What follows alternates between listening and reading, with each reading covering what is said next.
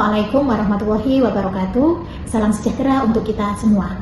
Perkenalkan, saya Dewi Saptawati, STR Kemkes, Sarjana Terapan Kebidanan, Magister Kesehatan. Saya dosen di program studi kebidanan, program sarjana, Fakultas Sains Kesehatan, Universitas An-Nur.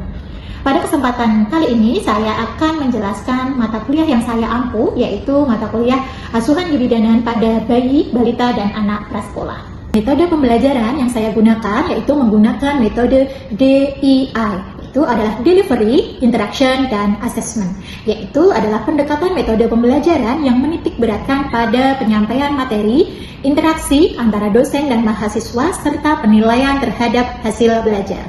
Video ini disusun untuk memenuhi salah satu syarat sertifikasi dosen tahun 2025 berupa penyampaian diri dosen dalam unjuk kinerja Tridharma Perguruan Tinggi atau disingkat PDD UKT PT, khususnya dalam aspek pengajaran.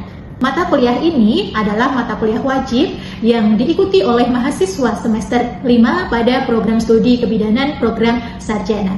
Dengan bobot 4 SKS terdiri dari 3 SKS teori, 1 SKS praktikum dalam 1 semester.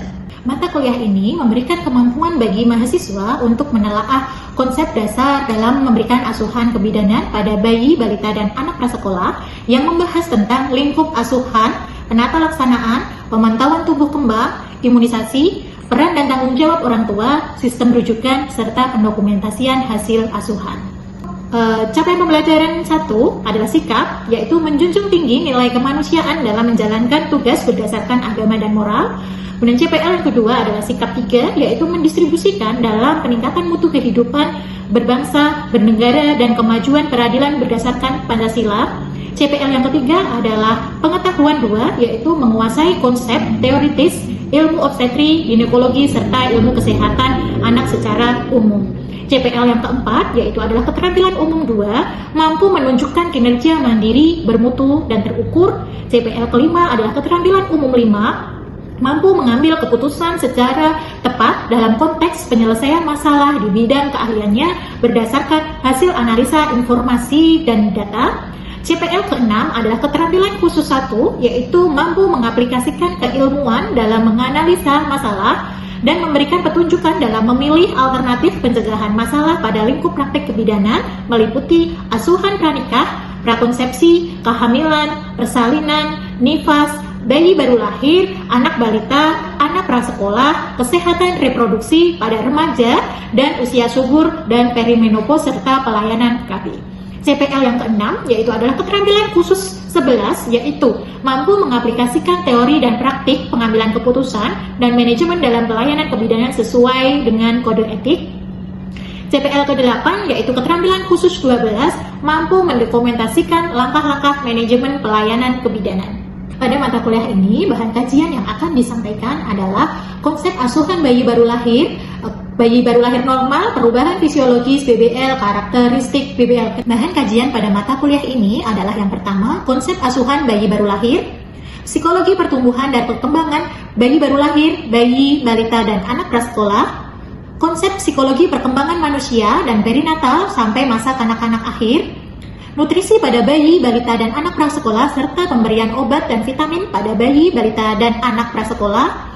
Kemudian masalah yang lazim terjadi pada bayi, balita, dan anak, masalah bayi resiko tinggi dan penata laksanaannya, dan ada MTBS dan MTBM, upaya promosi dan prevensi pada bayi dan balita, parent infant and children boarding, pengasuhan ideal orang tua terhadap bayi, anak balita, dan anak prasekolah, evaluasi parent education, tumbuh kembang bayi, balita, dan anak prasekolah, imunisasi, anticipatory guidance untuk mencegah dan menurunkan SIDS, lingkungan aman untuk bayi dan anak, asuhan rutin bayi balita, teknik pengumpulan data, pemeriksaan fisik, kemudian ada mobilisasi dan menggendong bayi dengan aman, gangguan minor pada bayi baru lahir, bayi, balita, dan anak prasekolah, penerapan manajemen dan dokumentasi dalam asuhan neonatus bayi, balita, dan anak, masalah pada bayi resiko tinggi dan penata laksanaannya.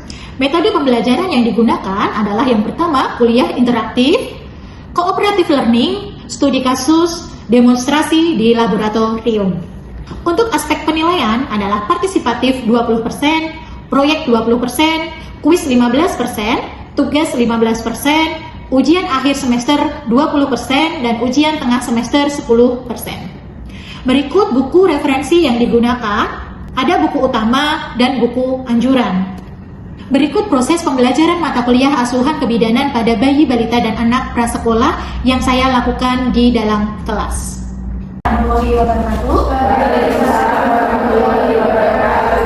Selamat pagi anak semuanya. Pagi, Bu.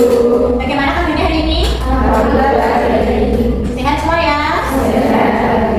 Baik, di sini sebelum kita memulai pembelajaran, mari kita berdoa bersama-sama menurut agama dan keyakinan masing-masing. Berdoa dipersilakan. Doa selesai. Oke, sebelum kita mulai perkuliahan hari ini hadir semua? Hadir. Ya, untuk SSO sudah saya buka, silakan bisa mengisi daftar hadir di sso.una.ac.id. Maka dipersilakan. Sudah semua? Sudah. Baik, hari ini adalah kita masuk di pertemuan ke-10, yaitu tentang pemberian imunisasi dan vaksinasi pada bayi, balita, dan anak prasekolah. Ya. Bisa kita mulai? Bisa. Oke, sekarang apa menurut kalian imunisasi itu? Silakan angkat tangan. Imunisasi itu apa? Imunisasi itu pemberian vaksinasi kepada anak-anak. Oke, imunisasi adalah pemberian vaksinasi kepada anak-anak. Mungkin ada yang lain yang mau berpendapat? Baik, kita lihat bersama-sama ya. Jadi, apa sih imunisasi itu? Imunisasi itu adalah salah satu upaya untuk menimbulkan atau meningkatkan kekebalan seseorang secara aktif terhadap suatu penyakit. Ya. Sehingga bila suatu saat terjadi penyakit tersebut tidak akan menimbulkan sakit atau hanya menimbulkan sakit ringan saja. Ya. Jadi itu adalah tujuan dari pengertian imunisasi. Kemudian apa itu vaksinasi? Nah, kalau vaksinasi di sini, vaksinasi itu adalah antigen atau mikroorganisme yang sudah mati, masih hidup tetapi dilemahkan, sehingga masih utuh atau bagiannya yang telah diolah. Beberapa toksik mikroorganisme yang telah diolah menjadi toksoid adalah protein rekombinan, di mana bila diberikan kepada seseorang akan menimbulkan kekebalan yang spesifik, ya, secara aktif terhadap penyakit infeksi tertentu. Penyakit apa yang kira-kira bisa dicegah dengan imunisasi? Campak. Ya. Kemudian yang lain apa? Campak. Kemudian apa lagi?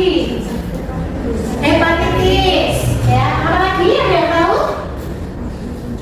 Campak, hepatitis. Kemudian tetanus. Ya. Ini juga bisa dicegah menggunakan imunisasi.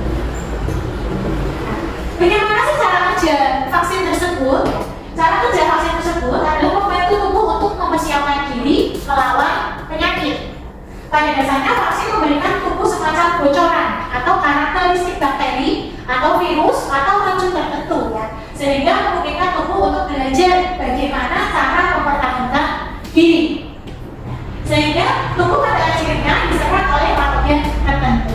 Nah, ketika patogen lemah yang telah mati dibenarkan dalam aliran darah. Itu ya cara kerja vaksin. Kenapa imunisasi itu penting? Penting nggak imunisasi itu? Penting. Kira-kira kenapa ya? Kok bayi, balita, anak prasekolah itu penting untuk dilakukan imunisasi? Karena bayi masih rentan terhadap penyakit, ya. Karena apa tadi? Tujuan utama diberikannya imunisasi atau vaksin adalah untuk kekebalan tubuh. Di sini adalah balita masih rentan terhadap penyakit, sehingga imunisasi dapat membantu untuk membangun benteng pertahanan tadi atau kekebalan tubuh. Apa manfaat dari imunisasi itu? Ya, tentu saja imunisasi itu banyak sekali manfaatnya, ya. Yang pertama adalah untuk mencegah terhadap penyakit berbahaya, contohnya ada campak, polio, difteri, hepatitis B, tuberkulosis, pertusis, tetanus, pneumonia, dan meningitis. Kemudian yang kedua adalah meningkatkan kekebalan tubuh secara secara aktif terhadap suatu penyakit. Yang ketiga adalah tentu saja dapat menurunkan kesakitan dan kematian bayi. Ya. Yang keempat adalah menjaga kesehatan bersama. Apa jadwal imunisasi itu? Ya, jadwal imunisasi yaitu sesuai dengan perut buku KIA yang ada Ikatan Dokter Anak Indonesia, yaitu adalah ini ya, ada pelayanan imunisasi yang harus diberikan, yaitu adalah hepatitis B pada kurang dari 24 jam ya. Kemudian ada BCG, ada polio ya, sampai di campak ya. Nanti akan kita lihat satu per satu. Nah, buku ini harus diisi setiap anak melakukan imunisasi. Dari mana ini didapatkan? Dari buku KIA ya, buku KIA yang berwarna pink gitu ya. Jadi setiap melakukan imunisasi harus membawa buku KIA. Nah, ini adalah jadwal yang tidak jelas, itu pada Ikatan Dokter Anak Indonesia tahun 2024. Macam-macam imunisasi apa saja? Tadi kalau kita melihat dari penyakit yang dapat dicegah, terlihat ada banyak sekali ya. Kira-kira macam-macam imunisasi apa saja? Imunisasi tetanus. Tetanus. Kemudian yang pertama adalah hepatitis. Kalau kita lihat runtutannya berdasarkan usia untuk diberikannya pada bayi balita. Ya. Yang pertama adalah hepatitis B, di mana hepatitis B adalah vaksin virus yang rekombinan yang telah diinfeksikan dan bersifat non-infeksius. Jadi sekali langsung diberikan kepada pasien atau ketika itu sudah sesuai dengan dosis yang harus diberikan kepada bayi. Nah, dosis yang diberikan adalah 0,5 mili atau 1 mg/d, yaitu sesuai dengan rumusnya tadi ya, adalah untuk satu bayi. Pemberiannya secara intramuskuler sebaiknya anterolateral paha. Ya. Kemudian pemberian sebanyak 3 dosis, yaitu dosis pertama pada usia 0 sampai 7 hari, dosis berikutnya adalah interval yang 4 minggu atau 1 bulan. Nah, kontraindikasinya apa?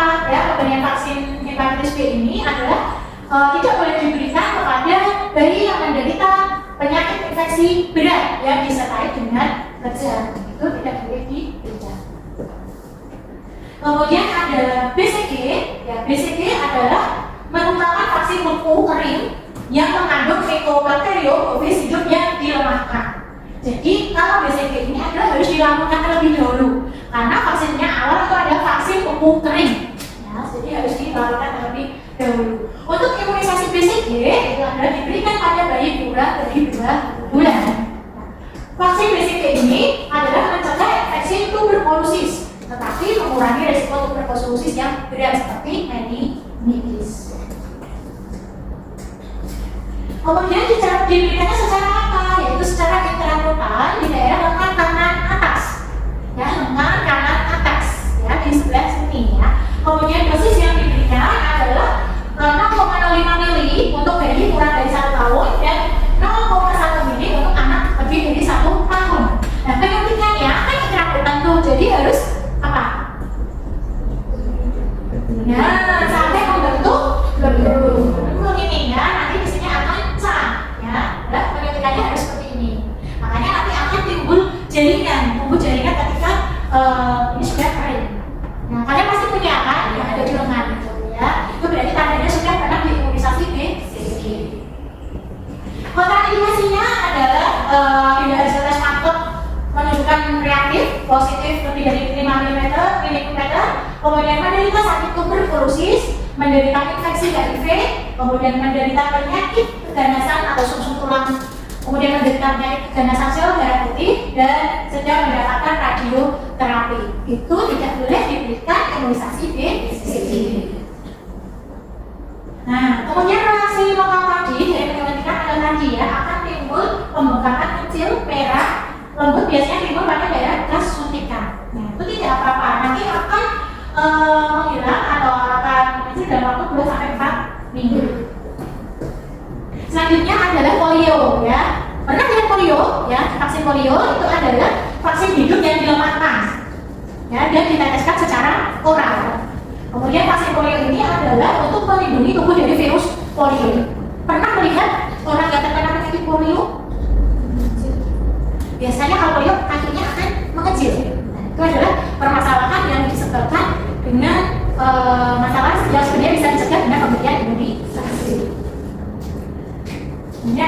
Kemudian pemberiannya yaitu dosis pertama pada usia 1 bulan, dosis kedua 2 bulan, dosis ketiga adalah usia 3 bulan, kemudian dosis keempat adalah 4 bulan. Jadi intervalnya adalah setiap 4 minggu.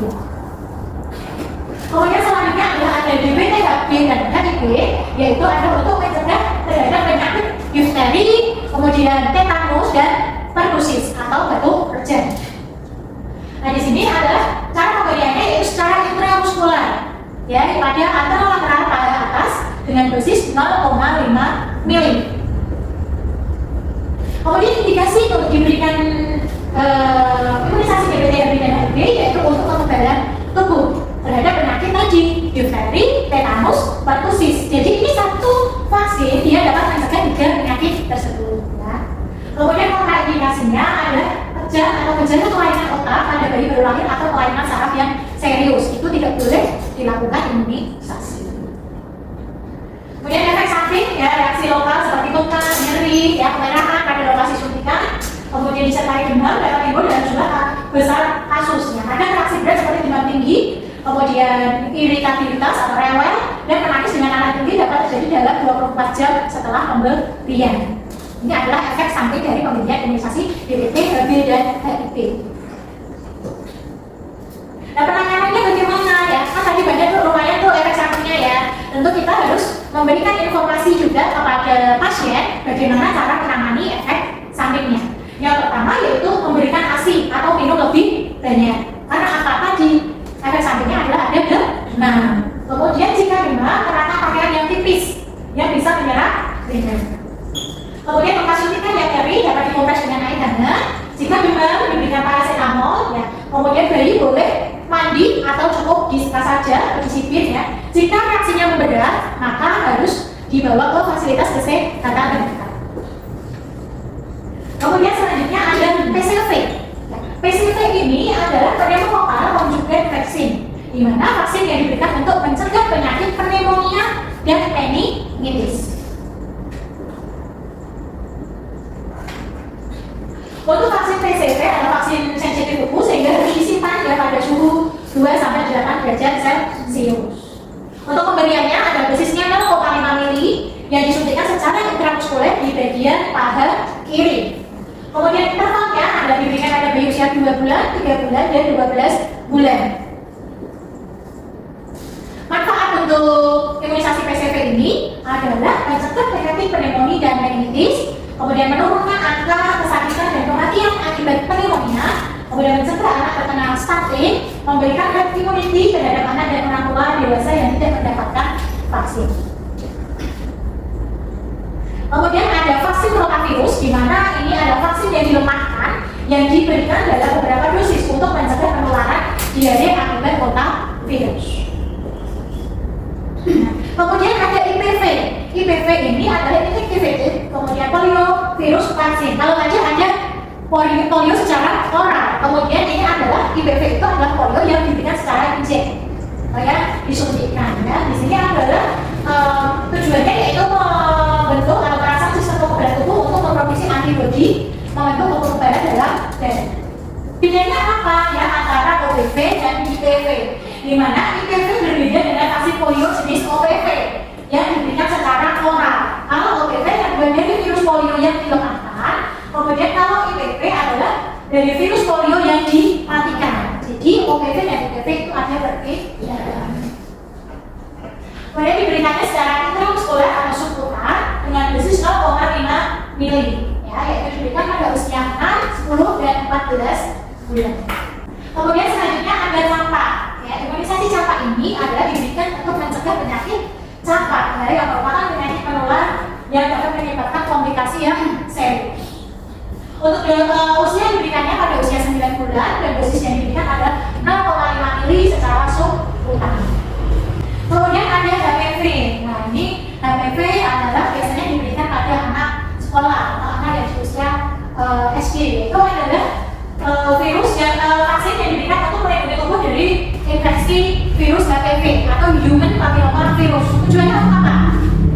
Kanker serviks, ya. Jadi untuk mencegah terjadinya kanker serviks, kanker vagina, kanker vulva, kemudian kanker penis, kanker anus, dan kutil kelamin itu adalah menggunakan imunisasi HPV. Dan ini perlu diberikan sebanyak 2 kali dengan jeda 6 sampai 12 bulan. Nah, ini ya untuk jadwal imunisasi bayi di usia 0 sampai 11 bulan. Kemudian ini adalah jadwal imunisasi pada usia 12 sampai 24 bulan. Nah, untuk pemasangan sebelum kita memberikan imunisasi kita harus cek dulu vaksinnya ya. Jadi ini adalah dalam bentuk vial atau vaksin vial monitor. Yang kita lihat adalah yang di lingkaran kemudian kotak tengah putih itu ya. Jadi itu adalah untuk mengidentifikasi mutu penyimpanan dari vaksin. Nah, ketika vaksin hasilnya adalah lingkaran abu-abu tengahnya kotak putih, itu vaksin dapat digunakan. Kemudian kalau yang bawahnya abu-abunya sudah mulai pudar, itu vaksin harus segera digunakan. Kemudian di poin C, kotak putihnya sudah tidak terlihat, ya itu jangan digunakan. Apalagi kotaknya berubah menjadi warna hitam, tidak boleh digunakan. Ini adalah untuk sistem penyimpanannya, yaitu dari provinsi akan didistribusikan ke kabupaten atau kota, kemudian didistribusikan lagi ke puskesmas, barulah dari puskesmas akan didistribusikan ke posyandu ya untuk diberikan imunisasi di tingkat desa. Ini hal yang tidak boleh dilakukan adalah membuka karet penutup vial. Jadi kalau kita mau ambil vaksin, itu vial atau karetnya yang jelas tidak boleh dibuka. Kemudian mencampur vaksin dari vial satu dengan vial yang lain dalam satu suntikan itu juga tidak boleh. Kemudian mengisi vaksin dalam alat suntik sebelum sasaran datang, sampai diambil dulu, disiapkan dulu, disuntikan itu tidak boleh. Jadi ketika pasien mau disuntik baru diambilkan.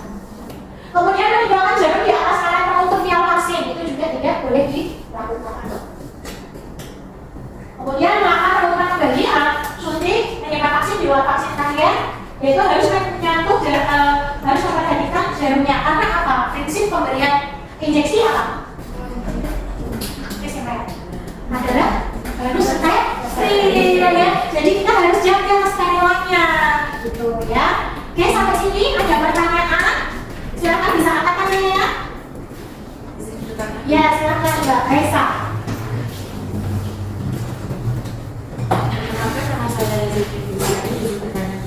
Jika semua anak di sekitar sudah diimunisasi, apakah anak yang tidak diimunisasi tetap akan aman? Kemudian dan apa yang terjadi jika anak tersebut tidak mendapatkan imunisasi yang lengkap? Terima kasih. Oke, baik, terima kasih pertanyaan yang sangat bagus.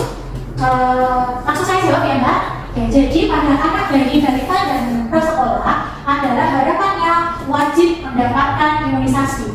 Karena apa? Tadi tujuan imunisasi adalah untuk kekebalan tubuh. Ya, jadi kalau penyakit difteri, tetanus, polio itu kan dapat dicegah menggunakan imunisasi. Jadi harapannya semua anak di Indonesia itu harus mendapatkan hak yang sama, yaitu hak untuk mendapatkan imunisasi. Beda lagi kalau anaknya tidak berkenan, kalau warganya ya yang tidak berkenan mendapatkan imunisasi harus membuat surat pernyataan. Jadi kedepannya kalau ada masalah atau terkena penyakit seperti difteri, pertusis, polio, maka itu tidak menjadi kesalahan dari tenaga kesehatan. Ya, biasanya nanti dari kader bidan desa itu akan mengidentifikasi balita yang ada di wilayah tersebut. Itu. Ya misalkan terlambat kemarin, mungkin kondisinya tidak sehat, ya itu bisa ditunda. Tetapi anak tersebut tetap harus mendapatkan. Ini biasanya mengikuti program kejar imunisasi, yaitu khusus yang belum mendapatkan imunisasi. Itu. Mungkin ya, yang lain ada yang mau ditanyakan lagi? Silakan mungkin yang sebelah sini. Cukup? Oke, kalau cukup, saya akan respon ya. Jadi kita lihat apakah yang sudah saya sampaikan tadi sudah dipahami atau belum ya. Gimana teman-teman? Apa imunisasi apa saja yang harus diberikan pada anak, bayi, dan balita? Silakan katakan. Ya, silakan. Ya, silakan Iskiyana. Ada hepatitis B yang DCG, polio, DPT, HPHB, PCV, terus juga ada rotavirus, CPV, campak sama APR. Oke, baik. Terima kasih. Berikan aplaus kepada teman-teman. Oke, saya rasa teman-teman sudah memahami apa yang saya sampaikan pada pagi hari ini yang terkait mata kuliah asuhan bayi balita dan anak prasekolah. Baik, terima kasih atas pertemuan pagi hari ini. Saya tutup. Assalamualaikum warahmatullahi wabarakatuh.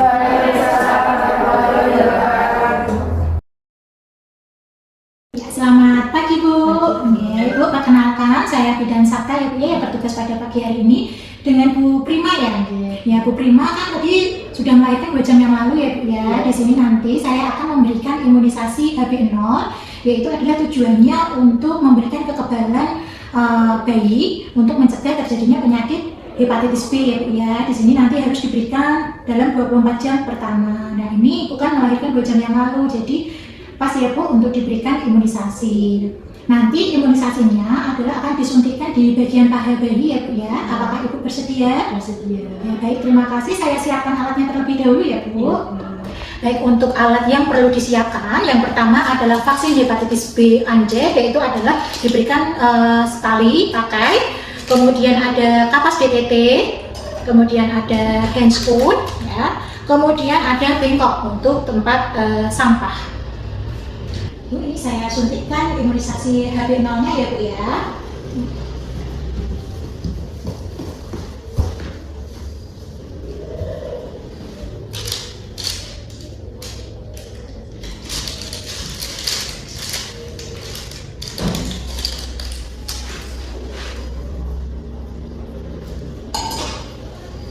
Ini saya suntikkan di paha tangan bagian atas ya Bu ya. Kita lakukan diseptik terlebih dahulu, kemudian kita buka, kita suntikkan pada paha bayi.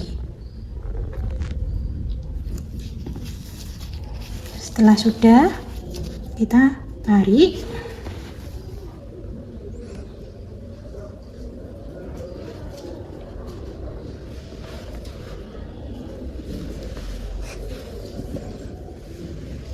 Ini kita rapikan kembali.